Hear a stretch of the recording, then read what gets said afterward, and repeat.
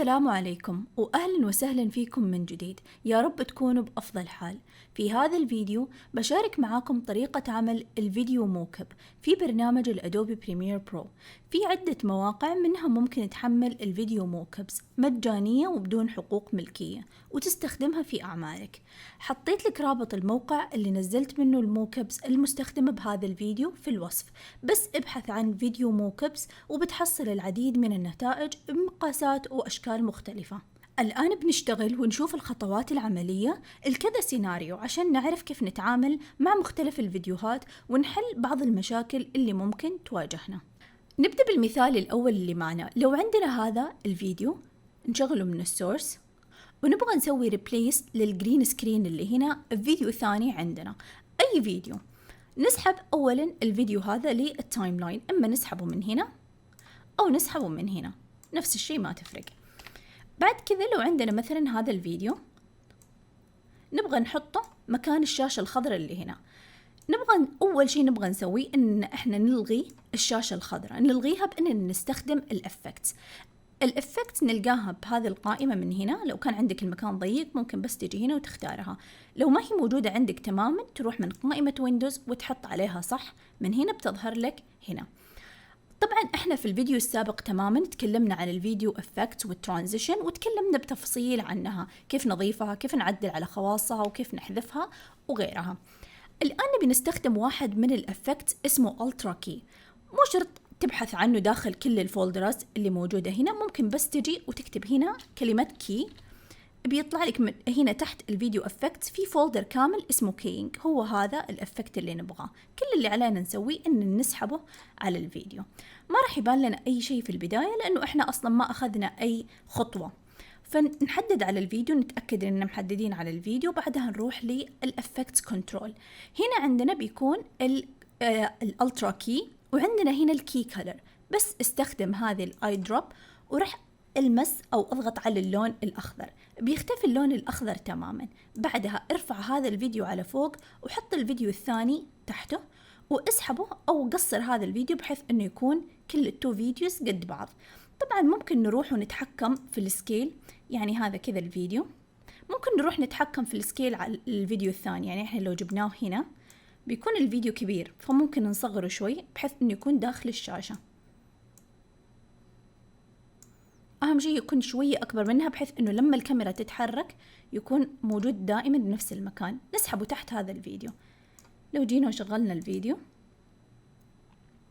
فإحنا كذا سوينا بخطوات جدا بسيطة، بس إن استخدمنا واحد من الأفكت قدرنا نسوي فيديو موكب.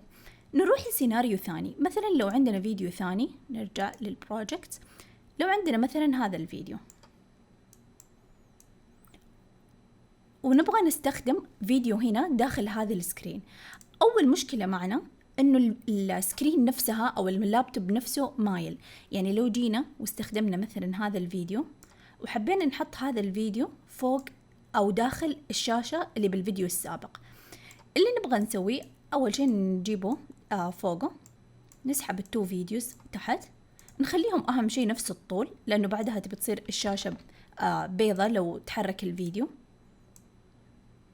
فكذا هم الاثنين نفس الطول. الحين لو جينا وسحبنا هذا الفيديو هنا، طبعا ممكن نسحبه من هنا وممكن نتحكم بالافكت كنترول ان نروح من قائمة بوزيشن ان نلفه يمين ويسار، نتحكم في السكيل، بعدها نسحبه هنا. الآن الشاشة مايلة، فاحنا نحتاج نستخدم واحد من الافكت. نروح لقائمة افكت ونكتب بس كورنر، هو اسمه كورنر بن.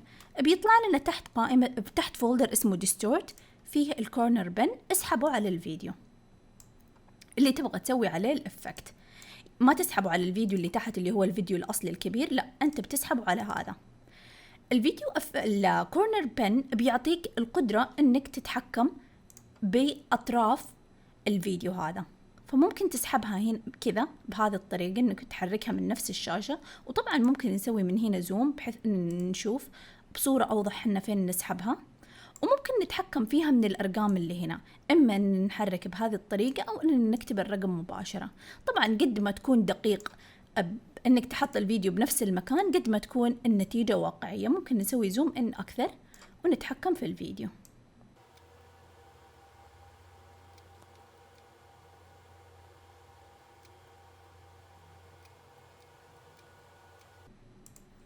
فبكذا لو جينا وشغلنا الفيديو ممكن نروح الفت، بيكون هذا الفيديو داخل الشاشة. خلونا نشوف مثال ثالث. نروح للبروجكت، بعدها نسحب هذا الفيديو. قبل لا نتكلم عن الفيديو الثالث بس حابة أقول لك إنه الإفكت للألترا كي ممكن تستخدمه بالجفس أو اللي هي الجفس أو الجف اللي هي الصور المتحركة. خلونا ندخله مثلا. لو تبغى تسوي إمبورت، إما إنك تضغط دبل كليك هنا، أو ممكن تضغط كنترول آي على الكيبورد.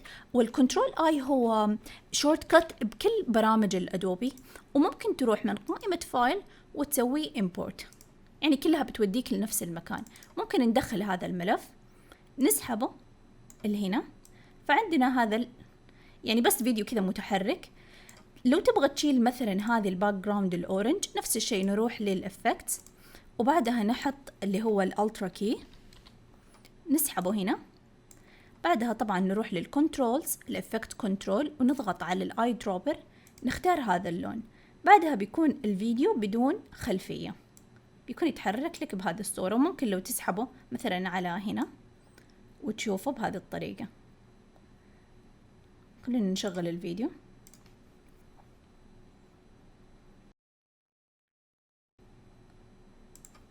فيعني انت تقدر تستخدم هذا الافكت بكذا شيء، مو شرط بس للفيديوهات العادية. ولو لها باك جراوند تشيله بهذه الطريقة. نشوف آخر مثال. نروح للبروجكت ونسحب هذا الموكب.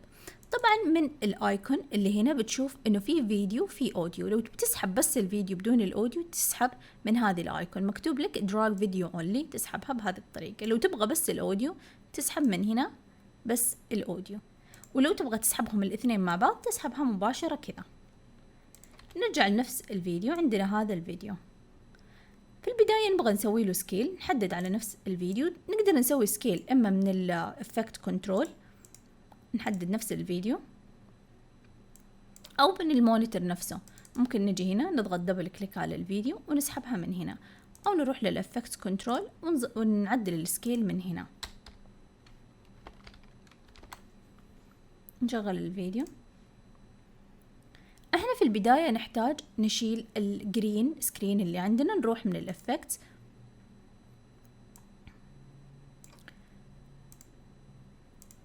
ونبحث عن الالترا كي ونسحبه على الفيديو. بعدها نروح نستخدم الاي دروبر ونشيل الشاشة الخضراء.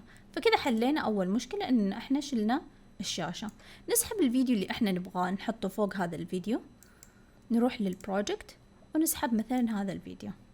نخلي التو فيديوز اول شيء طول بعض، وبعدها نسوي بليس لهذا الفيديو مكان اللابتوب، بانه اول شيء نحتاج نسوي له سكيل، نصغر مقاسه اما من هنا او من نفس السكرين عادي. بعدها نستخدم الافكت الكورنر بنز بحيث ان نميل الاطراف.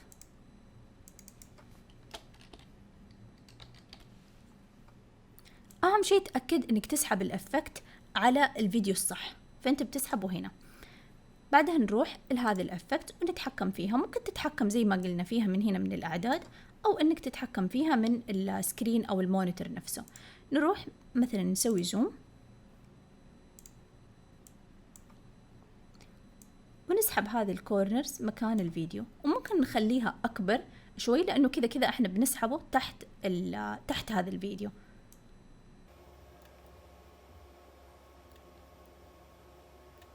بنغير طبعا ترتيب الفيديوهات بحيث انه يكون هذا تحت. الان لو نسوي فت، الان لو جينا وشغلنا الفيديو بتظهر معانا مشكلة ان الفيديو نفسه او الكاميرا نفسها بتتحرك، فاللابتوب ما هو ثابت بنفس المكان. فنروح للفريم الاول عشان نحل هذه المشكلة. نروح لاول فريم، ممكن نسوي زوم ان نضغط على البلس ايكون او نتحكم من هنا. احنا حطينا مكانه صح في اول فريم في الفيديو كان ثابت، بعدها بيبدأ يتحرك. فعشان نحل هذه المشكلة نروح لأول فريم حطيناه في هذا الفيديو، ونروح نحدد على الفيديو الثاني اللي احنا نبغاه اللي هو الفيديو اللي داخل، ونروح من الافكت كنترول ونضغط على التوجل انيميشن بالنسبة للبوزيشن والسكيل. بعدها نروح نحرك الفيديو تقريبا لين آخر فريم للكاميرا. بعدها نضبط مكان الفيديو، نضبط على البوزيشن والسكيل، نحطه بالمكان الصح، وممكن نكبر السكيل. لو جينا الآن شغلنا الفيديو بيكون الفيديو ثابت في الداخل. ممكن نحتاج نسوي كذا فريم بحيث انه تكون الفيديو ثابت طول الوقت، يعني ممكن تسوي اكثر من كذا، تجي للنص وتحط كيز اكثر، ممكن تجي للنص وتزبط من هنا. مثلا من هنا عندنا متلخبط، ممكن نزبطه اكثر من كذا بانه نزبط البوزيشن. الان لو جينا وشغلنا الفيديو بيكون في المكان الصح. فبكذا نكون عرفنا كيف نتعامل مع الفيديو موكبس اللي تكون الكاميرا فيها ما هي ثابتة. ولهنا نكون وصلنا لنهاية هذا الفيديو. في درس سابق تعلمنا خطوات عمل الموكب كصورة في برنامج الفوتوشوب، إما باستخدام موكب تمبلت اللي هي القوالب الجاهزة من الإنترنت، أو باستخدام صورة وننشئ إحنا الموكب بأنفسنا بخطوات جدا سهلة وبسيطة. لو يهمك الموضوع رابط الفيديو ظاهر لك الآن على الشاشة، وتركت لك اللينك في وصف الفيديو. وأحب أقول لك إنك تقدر تسوي الفيديو موكبس في الفوتوشوب بخطوات جدا سهلة. لو تحب تعرف الطريقة اكتب لي في التعليقات. ولو تهتم بتعلم مواضيع عن التصميم واستخدام برامج التصميم سواء ثنائية أو ثلاثية الأبعاد، لا تنسى الاشتراك في القناة. وأكيد أشكر لك وأقدر دعمك لو ضغطت على زر اللايك. إذا كان عندك أي سؤال اقتراح اكتب لي في التعليقات. شكرا لك على المشاهدة، واستودعتكم الله التي لا تضيع ودائعه.